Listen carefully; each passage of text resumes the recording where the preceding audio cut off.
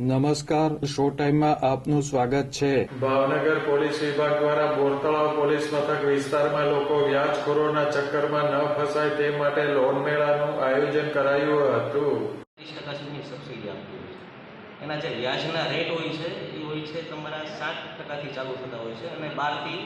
આ લોન મેળાના ઉદ્ઘાટન કાર્યક્રમમાં ડીવાયએસપી બોરતળાવ પોલીસ મથકના પોલીસ અધિકારીઓ તથા બેંકના અધિકારીઓ ઉપસ્થિત રહ્યા હતા.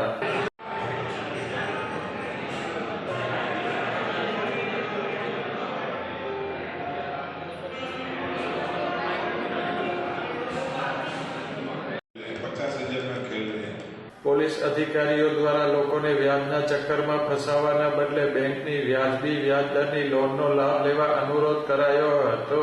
સરકારનો જે અભિગમ છે કે લોન મેળાનું આયોજન કરવાનું અને જે ગરીબ માણસો છે, જે મિડલ ક્લાસના માણસો છે, જે લોકો 20 ચક્રમાં ફસાઈ ગયેલા છે, તેઓને સરકારશ્રી તરફથી પોલીસ તેના દ્વારે જઈ અને માર્ગદર્શન આપે.